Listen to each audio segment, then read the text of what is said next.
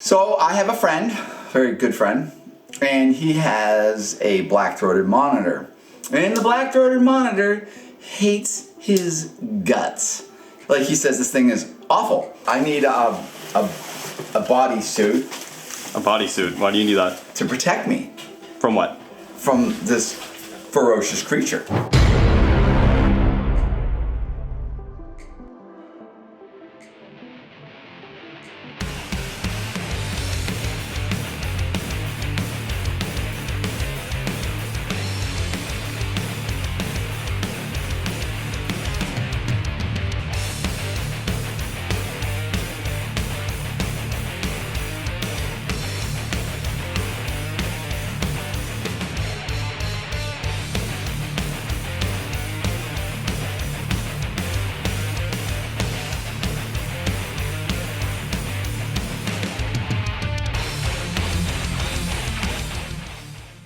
Me and Rob are cleaning snakes and I'm helping. Oh, I'm helping. Not true. Yes, I am. No, you're not.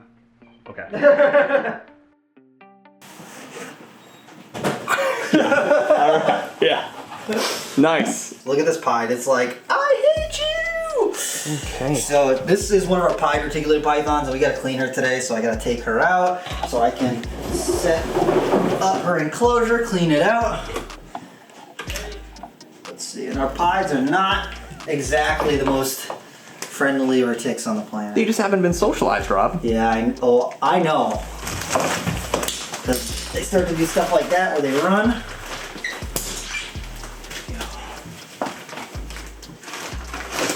And then, oh, are you peeing on me, really? Oh, Rob. I know. They grabbed onto you and peed on you. I know, they always do that. Oh. They like to make sure that they get it right on you. Oh!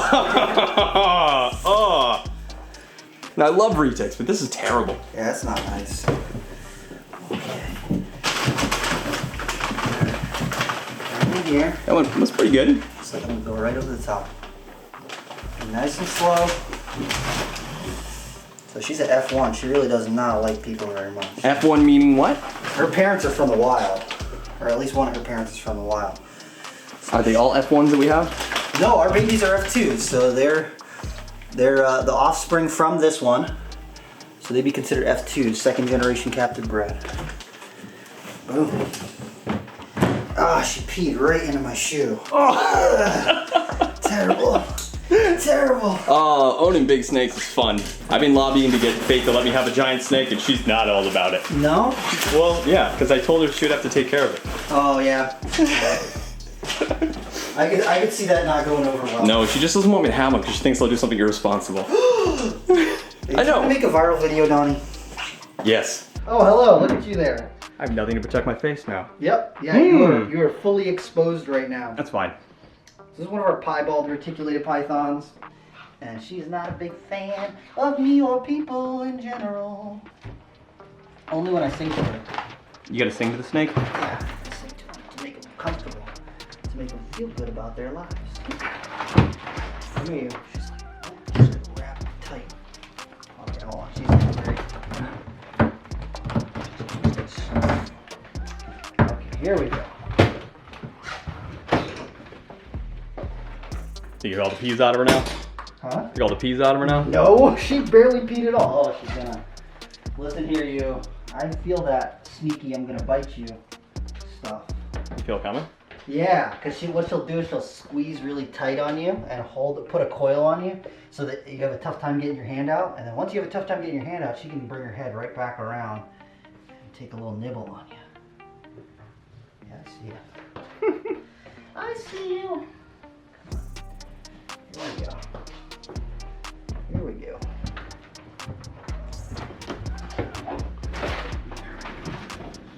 Ah, much better.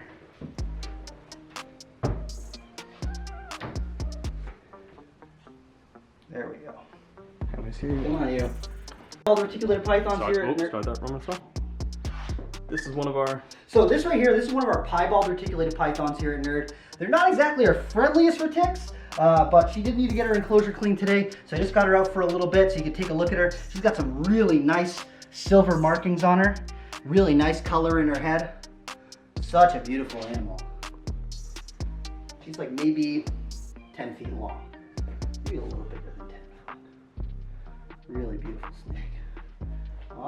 Miss. There you go. Right on back in there.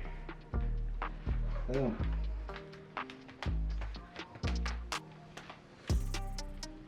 There we go. You see this?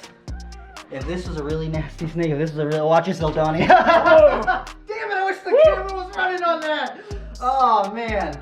Ah, that one almost got me in the face. Yes, almost got you. Balls. That one over my head. Right over your head. Oh, that one isn't recording over there. I was literally just going to say, when they're curled on you like that, if they turn right back around, they can come right back out of the enclosure at you. Thought she was zooming over here. She wasn't. Oh, God. Wow, I made a mistake right there. All right. Where's my box? It's gone. It's over there. All right. What box are you talking about? Wow. We actually have a Bright light in your face. I know. Holy we're gonna. You gotta use that, huh? Why is there a chair up here? Do your employees sit in this chair? That this right here. This is the management chair. Oh. I'm liking this. Hey Jeremy, you move like a sloth. That's Amanda, stand up straight. Gianni, get back to work and stop pooping. See, pretty good, right? It's nice. Do you want a Red Bull or something? No, I want stuff That is done. pure, unadulterated veganism at its finest. Dude, this chair is giving me a position of extraordinary power. So I have a friend, very good friend, and he has a black-throated monitor. And the black-throated monitor hates his guts. Hates, like he says this thing is awful. It's a demon. And there's a little bit of history to this animal. So this animal at one point was probably like many black-throated monitors, just a little huffy puffy and jumps around. Then this is a great thing to be aware of. He fed it some meat that was tainted with probably likely a gastrointestinal bacteria. So we're gonna say it was it could have been salmonella, it could have been E. coli. I'm gonna think it was E. coli. So the meat was tainted with E. coli, likely, and when the animal ingested it, it actually got an infection in its GI tract, and it made the animal very sick. So the animal actually had to go through a lot of antibiotics. Later on, the animal did something with his tongue, got an infected tongue, bit its tongue, and had a horrible infection. It was incredibly painful, and had to go through another round of antibiotics. So at this point, this animal thinks all humans must die. Okay, so walk me through. I'm going to take, I need a bodysuit. A bodysuit. Why do you need that? My buddy. To protect me. From what? From this ferocious creature. Oh, okay. It's horrible. I see a lot of people using gloves, and you can probably note that I have lots of monitors in this building, and I don't use gloves. Probably need better clippers. Ta-da! Look what I have in my pocket. Wow. I was shocked. I have those. When you do pack an animal that likes to claw its way out, you want to, generally what we do is we trim the claws first with a larger animal, so that could be, any animal over 20 some odd inches. It's so weird because your camera is not facing me, so I'm looking at you, and Donnie, you're not even. Kevin got really good at looking in the camera for a while, and then he stopped. And there's a light that's in his eyes too. Well, first of all, there's no eyes on it anymore, and the thing is definitely aimed down here. So what you do is, instead of taking this and shutting it, because what happens is this guy can stick his head and he can work and work and work, and it's a possibility that whatever is constraining or constricting that area could maybe stretch a little bit, and then they jam their head in there. I've seen it. It's horrible. So what you do, tie this over. You can lash this with electrical tape, zip ties, masking tape, whatever. But you do it like that, and it seems to be, at least from my experience, it seems to be a better approach. So this guy will not like me. Okay, he's out. So he's cold. Oh, he doesn't look so savage. So we have a cold-blooded animal. It's definitely below its normal operating range, where it would come from, let's say Tanzania, Africa. So he's cool. So his brain is slow, his body's slow, everything about him. There is a way to do it, certainly with higher level intellectual creatures such as monitor lizards and a lot of lizards. When they first come out of the bag, that is a very scary time for them. So this guy's asleep, so maybe my thing is not as applicable, but it's actually gonna still have some value. And what I'm hoping to do is we're gonna take a look at this animal from the very beginning, and it is gonna be probably a challenge to break this animal. So I'm gonna use some of my techniques of socialization and building threads of trust. And if you don't know what threads of trust is, it's about little short episodes where we interact with an animal, and you come into the animal's area, into its life, you do something, you make contact, and the animal's awake and aware, and it's in thinking mode. We try to keep it in thinking mode, not in fear mode, and you go in and back out while trying to keep it in thinking mode. And you're teaching the animal that it can trust you, that nothing bad happened, and that's very important. So I'm gonna try to do the same thing. So this guy's a biter and everything, but right now he's really cold. I want to point out, Kevin hasn't done a lot of videos with terrible monitors that he had to fix. Usually he's already fixed it. Yeah. So, but we haven't cut it on tape yet. So right here, you can tell he's cold. Long, I'm bare. I'm cold. His brain's going, and it's probably not very comfortable with anything going on. That's why a big, long, hanging out tongue flick. So after an animal like this has been shipped and it's been exposed to really cold temperatures, what you're going to want to do is make sure that you're really good about your husbandry as far as managing their basking temperatures. So an animal like this will certainly enjoy a 125-degree hot spot, and it's going to raise its core temperature. So if you provide a 125-degree hot spot, it does not mean the animal's body temperature is going 125 degrees. 100 degrees to this animal could actually, a core temperature could be lethal. But what they'll do is they'll go over and heat up when it's appropriate, and they'll come up to the temperature where they choose what their comfort range is. So if this animal has a lot of food in its gut, its metabolism is really kicked in, and that's going to help generate energy because it's using a lot of calories to digest its food, and it's going to create some of its own heat, as well as the outside environment is going to bring up the core temperature. So this animal is going to, of course, thermoregulate. So this animal's starting to heat up a little bit. It's tense. This is very, just not. This animal's not going to be comfortable, and I can present this as saying, "Oh, this animal's great," and blah blah blah. No. This animal's cold. But what I'm doing right now, since this is my introduction to this animal, I'm actually working on threads right off the bat. So what I do, I have a thing where I say nothing is sacred. He is a biter, and there he goes. His mouth wants to open. I don't know if you saw that. Yeah, you can see it. Just a little bit. So what I do is I'm just not trying to push it. And we don't want to put this animal into just where it needs to be defensive and it needs to, try to get away. I'm just doing these little supportive things. And nothing is sacred, so I'm always petting and touching. If I hold the animal down like this, I know we're doing this for camera, the anxiety of the animal is going to be increased versus where it's above everything. So that's a point, but for the sake of this video and what we're doing, this is just like a spur of the moment. I had a box come in, Donny having been downstairs editing videos, and they're like, "Oh, what's that?" And I'm like, "Oh yeah, that's my friend's monitor. That's crazy." And we're like, "Oh, maybe we should, do a little video on this." So I really don't have to worry about a bite at this point because the way I'm managing myself. Even so, if this animal's warmer, where he actively will try to bite and whip and lose his mind, I could still manage him in this fashion of coming underneath as opposed to sideways. Because, its eyes are, set to look, off in certain directions, but there's nothing to see much going on down here. So is this like a summer camp for this guy, or did you just adopt him? We might have just adopted him. I think he might, my friend is going to probably switch to a water monitor.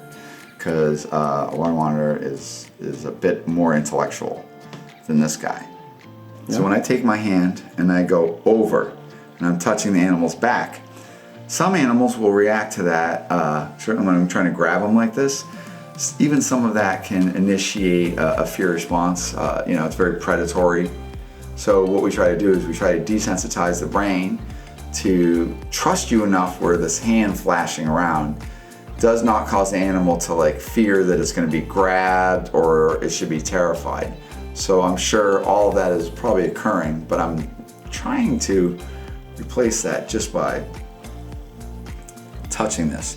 You can tell these guys come from a very arid locale because their skin is really thick, it's pebbled, so they live in a very tough, rugged place, and there's a lot of armoring on this that you'll see less armoring on a water monitor. These guys are going to spend a huge amount of time in their termite mounds. Like I was saying before, it's very important that first introduction, these guys are recording everything.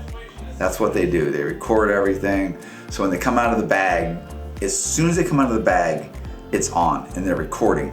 So that first introduction, if you do something wrong and you put the animal into a complete fear mode or where it feels it's being predated or it's going to be attacked, that sets the whole experience. So you really want, when they come out of that bag, bring everything down, smooth everything, and just allow that animal to come out of the bag and evaluate and assess its environment. Very, very critical. This is huge with so many animals if you want to win these animals over and establish trust.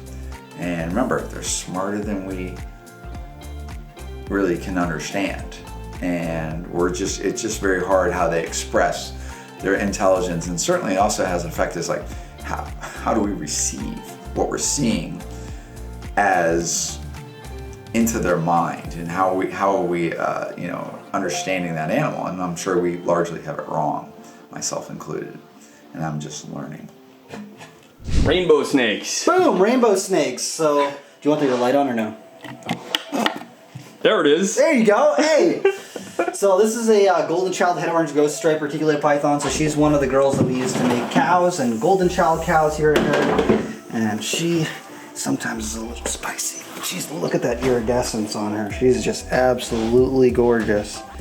Really, really beautiful snake. And she's probably right in that, like, I don't know, 14-foot range. So she's pretty hefty. Look at that. Boom. Check that out. Absolutely gorgeous. This one that bit itself that one time? That's the, wait, maybe. Maybe? I don't know, there's 3 of them that are all black. I thought it was the golden child that was head albino that did that. Completely underrated video that I can't believe doesn't have more views on it.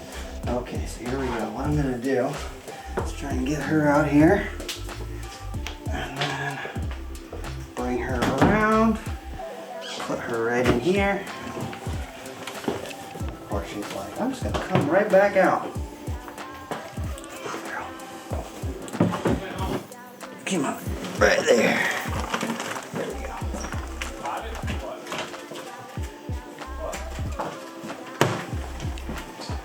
There we go.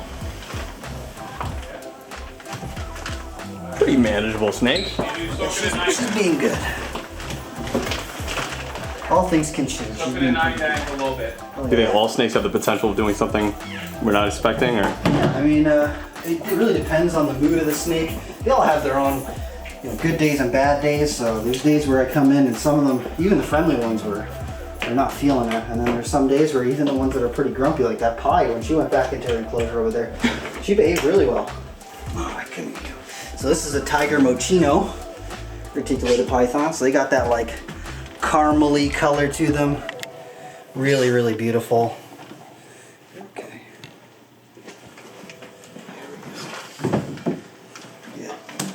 Get her in there. Uh-oh, SpaghettiOs. Don't get bit, Donnie. I'm gonna get bit. Okay. There we go.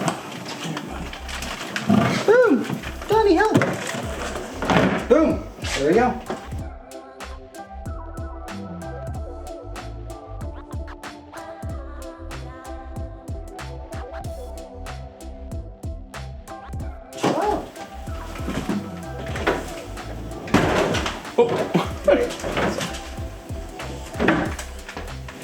So I'll close this one? No, I'm going to be bringing the other one in there in a right. second. I wanted to put her in this door and then put the other girl in the other door. You're good. She's good. Come here, you. And there you go. Okay. Come here, you. Come on. Okay. Check that out. She's really pretty. All right, come on, you. And there you go.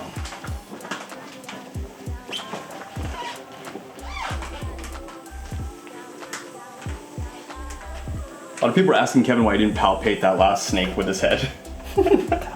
I'm like, dude. He does it sometimes. Most of the time when he's palpating bigger ticks, he uses his head. But he, you know, when he's by himself, that's why he does that. Yeah. Oh, she's actually got pretty good sized follicles right now. Really big follicles. Oh, we gotta put a male with her. What kind of male do you put in there? You want to put a phantom male in there with her. Something that's got phantom in it so we can make cows. We got a couple like tiger marble phantom-y kind of males that would probably go good. So we can make marble cows and tiger cows and all sorts of stuff like that. Oh, hi Donnie, these next snakes I'm going to be showing you are actually really super cool. These are Madagascan ground boas. They look kind of similar to a Dumeral's boa, but they're a little bit different. They get a little bit bigger and they got some really pretty colors, but these guys have all pooped up their cage. Oh, they're all poopy. Yeah. All right, well, we gotta get the poops out there. Looks like, let's see if I can get, come here you. We got a group of 4 of them. Yikes, you can have that many in there? Yeah, so we're trying to breed them right now, but they're super, super pretty. They got this like zigzag pattern right down the sides of them. And these are Madagascan ground boas. So we're working on breeding these. We produced 2 last year. They have really small litters of babies, so they usually only have 2 at a time, between 2 and 4. So last year we got 2 babies, 1 boy, 1 girl. We're hoping that this year we'll be able to make some more of them. We only have 2 girls, so we're thinking the girl from last year might not make babies this year, but we're hoping we'll be able to do that. Look at how thick this one is. Oh my goodness, she looks huge. I wouldn't be surprised if this one gave birth this year. She had some babies. Look at how thick, and she is beautiful. Nice orange color on her. Absolutely gorgeous. Look at that. Such a beautiful snake. And a lot of people think that they look like too close to Dumeral's boas because they're a lot more expensive. They're super rare, so not a lot of people have them. And they're, you know, they're pretty pricey. But a lot of people just look at them and they go, that's just a Dumeral's boa. But if you actually take the time to look at their pattern and their coloration and everything, they're very different from Dumeral's boas. You know, I wouldn't really group them as being that similar looking. When they're babies, maybe they're a little closer looking. But once they get a little bit of size on them, wow, look at, I bet you if we ultrasound this girl, she'll be full of babies. Nice big, and their babies, when they're born, they're huge. So she'll have these 2 or 3 babies that are like, you know, 18 inches long at birth. They're huge, absolutely massive. Super, super pretty. I love, this one's my favorite one. It's got so much orange and pink highlights in it. It's absolutely gorgeous. So you get that head to come up. There we go, look at that. Beautiful, beautiful. It's got like gray tones on the face. It's got orange and pink down the neck that goes down into the orange pattern on the body. Really beautiful snake.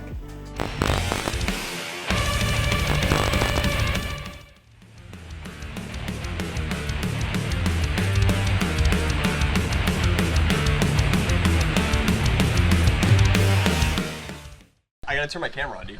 You didn't turn your camera.